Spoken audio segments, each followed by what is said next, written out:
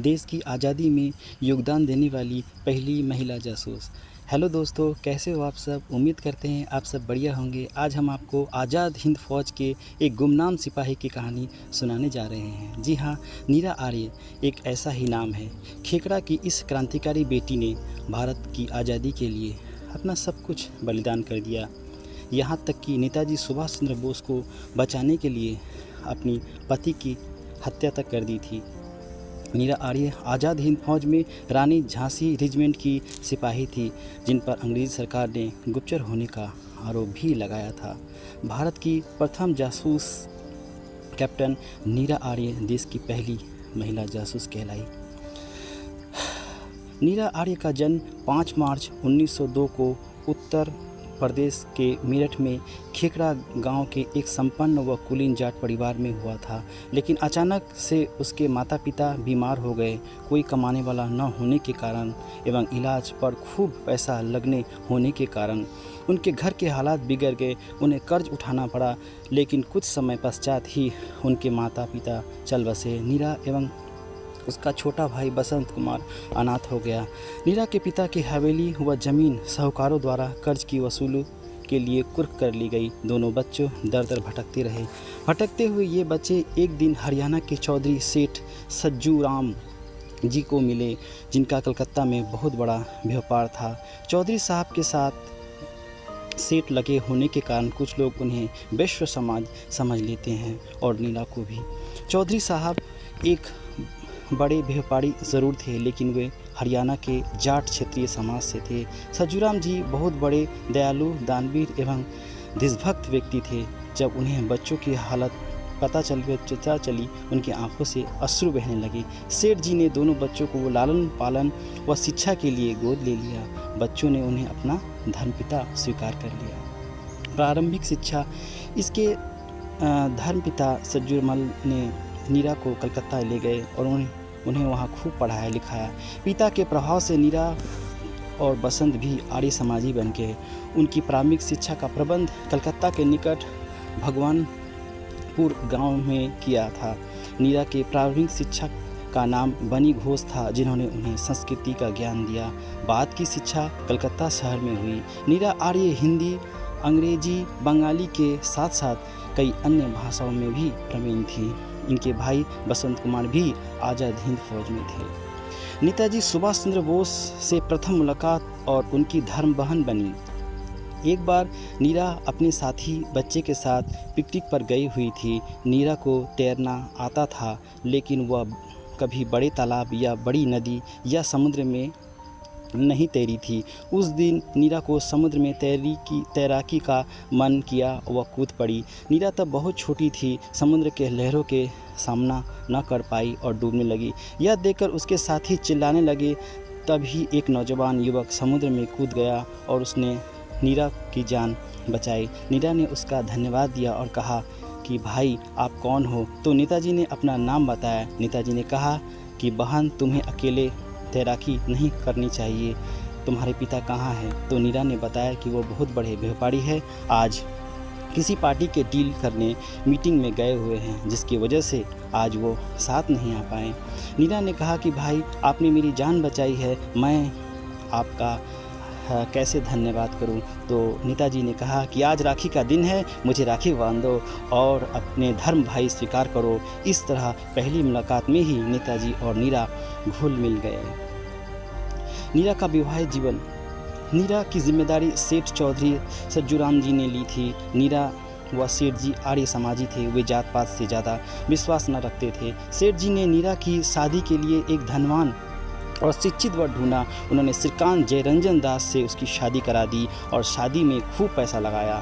श्रीकांत जयरंजन दास British police के खुफिया विभाग में एक अफसर थे।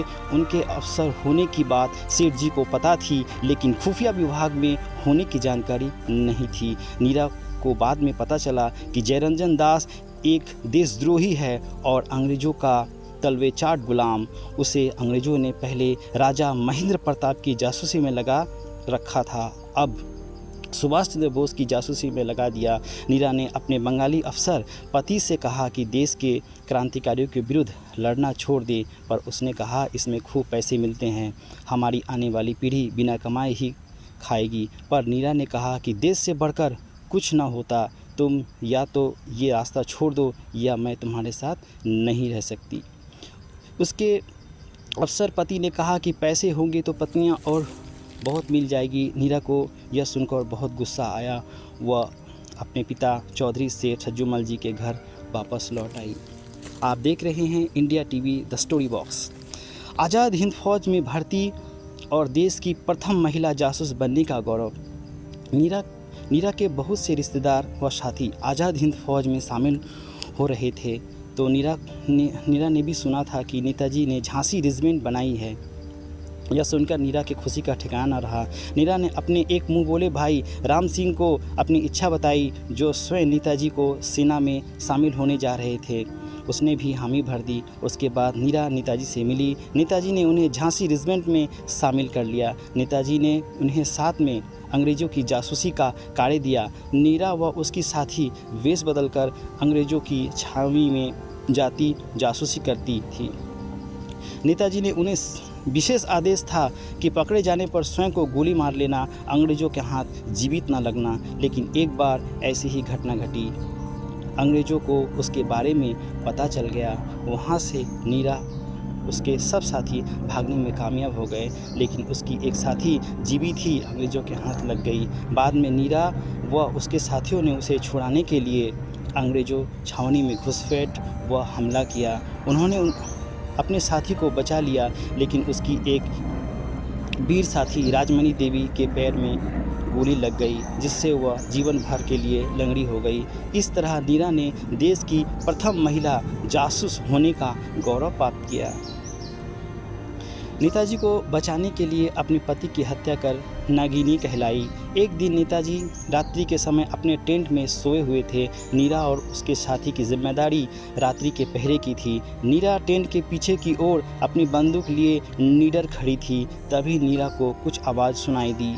वह एक साया नज़र आया। नीरा ने गौर से देखा तो वह उसका पति श्रीकांत जयरंजन था, जो अंग्रेज़ों का जासूस अफसर था। वह नेताजी को मारकर 2 लाख का इनाम पाना चाहता था। नीरा ने उसे पहचान लिया और उनसे कहा कि तुम यहाँ क्या कर रहे हो? तो उसने कहा मैं आज नेताजी को मार दूंगा और हम फिर इनाम पाकर खूब मज़े करेंगे। लेकिन नीरा ने कहा नेताजी मेरे भाई है और इस देश के क्रांतिकारी है। नेताजी से गद्दारी मतलब देश से गद्दारी, और यह कुकर्म मैं कभी नहीं होने दूंगी। बेहतर होगा कि तुम लौट जाओ, वरना तुम्हें यहीं ढेर कर दूंगी। यह श्रीकांत हंसने लगा कि तुम एक भारतीय नारी हो, अपने पति के साथ ऐसा नहीं कर सकती। लेकिन जैसे ही श्रीकांत सोए हुए नेताजी की ओर बढ़ने लगे तो नीरा ने उस पर अपनी बंदूक की नोक पर लगी संगीन से उसके पेट में मार दिया। श्रीकांत को गुस्सा आया। उसने नीरा पर गोली चला दी, लेकिन नीरा किस्मत वाली थी। एक गोली उसके कान के पास और दूसरी गोली गर्दन के नज़दीक से छूकर गुजर गई। नीरा बेहोश हो गई। घायल श्रीकांत नीचे गिर गया। गोली की आवाज़ सुनकर उनके साथी भागकर वहां आए और श्रीकांत को ढेर कर दिया। बेहोश नीरा को गोद में उठाकर स्वयं नेताजी गाड़ी में ले गए और डॉक्टर से कहा कि नीरा को किसी भी कीमत पर बचाओ। इस निडर सिपाही की देश की बहुत ज़रूरत है। नीरा को जब होश आया तो नेताजी ने उन्हें कहा कि तुमने तो आज नागिनी बनकर मेरे लिए अपने पति की हत्या कर दी। तुम्हारी देशभक्ति पर मैं विभोर हूँ। देश की आज़ादी के बाद जब लाल किले पर शहीदों का नाम लिखा जाएगा तो तुम्हारा नाम सबसे ऊपर होगा। इसके बाद नीरा को नेताजी ने झांसी रेजिमेंट का कैप्टन बना दिया। आज़ाद हिंद फौज। नीरा ने आज़ाद हिंद फौज में अपनी वीरता का प्रदर्शन कई बार किया। अंडमान निकोबार, असम आदि आज़ाद हिंद फौज में झंडे गाड़ दिए और अंग्रेजी शासकों को हिला दिया। लेकिन बाद में जापान के सैनिकों ने धोखा दिया और दूसरी ओर अमेरिका ने जापान पर हमला कर दिया, जिससे फौज कमज़ोर पड़ गई। सब क्रांतिकारी सिपाहियों को पकड़ लिया गया और जेल में डालकर उन पर मुकदमा चलाया। लेकिन देश भर में विरोध के कारण लगभग सब फौजियों से केस वापस ले लिए गए, लेकिन नीरा को अंग्रेज़ों ने नहीं छोड़ा। उसे बंगाल जेल से अंडमान निकोबार की ओर ले गए और काला पानी की सज़ा दी। काला पानी की सज़ा के दौरान सुलेकल जेल में नीरा ने अंग्रेज़ों की निर्दयी यातनाएं। नीरा को सेंट्रल जेल अंडमान में ले जाया गया। वहां नीरा को हर तरह की सज़ा दी गई, उसके साथ दुर्व्यवहार किया गया। अंग्रेज़ों ने पूछा कि बताओ नेताजी कहाँ हैं, तो नीरा ने कहा वो विमान दुर्घटना में चल बसे। लेकिन उन्होंने कहा कि तुम झूठ बोल रहे हो, नेताजी ज़िंदा है, बताओ कहाँ है। तो नीरा हंसने लगी और बोली हाँ वो ज़िंदा है। तो उन्होंने कहा कहाँ है, तो नीरा ने कहा मेरे दिल में है। यह सुनकर ब्रिटिश अफसर को गुस्सा आ गया। उसने नीरा का आंचल फाड़ा और लुहार पलास से नीरा के स्तनों को निचोड़ते हुए कहा कि तुम सुभाष को तुम्हारे दिल से निकाल देंगे। पर नीरा के आँख में आंसू रहे, लेकिन मुंह पर मुस्कान थी। अंग्रेज़ों ने झल्लाकर चला गया। नीरा को एक अंधेरी वह तंग कोठरी में बंद किया गया। वहाँ पर नीरा को मल व पेशाब करने पड़ता था, जिससे दुर्गंध से कोठरी सरने लगी। नीरा को सबसे कठोर कार्रवाई करने लगे। नीरा को एक हाथ बांधकर ऊंचे तब तक लटकाया गया जब तक वह बेहोश ना हो गई। पीने का पानी भी नीरा को कम और दूषित दिया जाता था। नीरा शाकाहारी और आर्य समाजी थी। अंग्रेज़ों ने उसे मुसलमानों का हाथ का पका हुआ सड़ा हुआ मांस जबरदस्ती खिलाया। अंग्रेज़ों ने नीरा को पानी में बार बार डुबाया। नीरा के नंगे बदन पर कोड़े मारे जाते थे। दुष्ट अंग्रेज़ों द्वारा उनके जिस्म के साथ भी ज़बरदस्ती खिलवाड़ किए गए। लेकिन नीरा ने हजारों यातनाओं के बाद भी कोई भी खुफिया जानकारी अंग्रेज़ों से साझा नहीं की। अंत में गुस्सा होकर अंग्रेज़ों ने नीरा को गोल चक्कर की एक चरखी पर चढ़ाया और घुमाया, जिससे नीरा का पूरा बदन टूट गया। नीरा बेहोश हो गई। बेहोश नीरा को अंग्रेज़ों ने एक खतरनाक टापू पर ले जाकर फेंक दिया। जब नीरा को होश आया तो उसने स्वयं को आदिवासियों के बीच पाया। आदिवासी नीरा को अजीब नज़रों से देख रहे थे और देखने पर वे खतरनाक लग रहे थे। नीरा को उसकी भाषा की समझ न आ रही थी। नीरा ने भगवान को याद करने के लिए ओम शब्द का उच्चारण किया। ओम शब्द सुनकर आदिवासियों ने नीरा को देवी समझ लिए। वे ओम का उच्चारण होम के रूप में करते थे। नीरा ने समझ लिया कि किसी भी भाषा व क्षेत्र के हो, लेकिन है तो अपने ही लोग। कुछ दिनों में नीरा उसकी भाषा को समझ में आ गई। तब नीरा ने उन्हें अपनी आप बीती सुनाई। आदिवासियां भी अंग्रेज़ों से चिढ़ते थे। उन्होंने नीरा को प्रणाम किया और नीरा को वहां से निकालने के लिए एक मजबूत नाव बना दी व रास्ते में खाने का इंतज़ाम भी कर दिया। जैसे तैसे नीरा हैदराबाद पहुंची। तब तक देश आज़ाद हो चुका था। आप देख रहे हैं इंदिरा टीवी।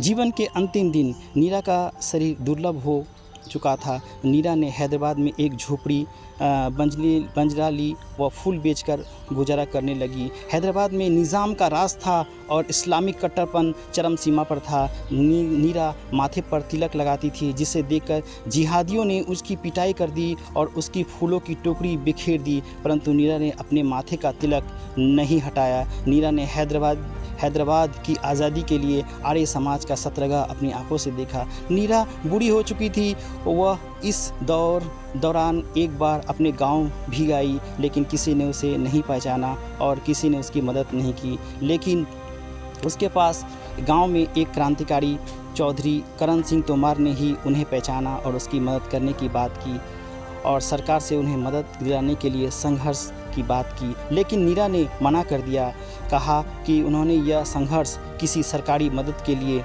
नहीं किया। नीरा ने यह कहकर मना कर दिया। वह हैदराबाद लौट आई। हैदराबाद में एक झोपड़ी में रही। अंतिम समय में उनकी झोपड़ी को भी तोड़ दिया गया, क्योंकि वह सरकारी ज़मीन पर बनी हुई थी। वृद्धावस्था में बीमारी की हालत में चार मीनार के पास उस्मानिया अस्पताल में उन्होंने रविवार 26 जुलाई 1998 में एक गरीब, असहाय, निराश्रित बीमारी वृद्धा के रूप में मौत का आलिंगन कर लिया। अवसार इस तरह देश की प्रथम महिला जासूस, आज़ाद हिंद फौज की महान क्रांतिकारी कैप्टन, नेताजी की धर्म बहन, चौधरी सेठ सज्जूराम जी की धर्मपुत्री, काला पानी की सज़ा भोगने वाले नीरा आर्य का संघर्ष भरी जिंदगी का अंत हो गया। ऐसे महान क्रांतिकारी को हम जीवित रहते तो कुछ नहीं दे पाए, कम से कम अब उनकी मृत्यु के बाद तो हमें उनके नाम को फिर से जीवित करना चाहिए। उनकी वीर गाथा हर जन तक पहुंचनी चाहिए। उनके लिए स्मारकों का निर्माण करना चाहिए ताकि आने वाली पीढ़ियां को प्रेरणा मिल सके। आपको ये कहानी कैसी लगी कमेंट में ज़रूर बताएं। अगर आपको आज का वीडियो पसंद आए तो लाइक और शेयर करना ना भूलें। चैनल को भी सब्सक्राइब करें। धन्यवाद।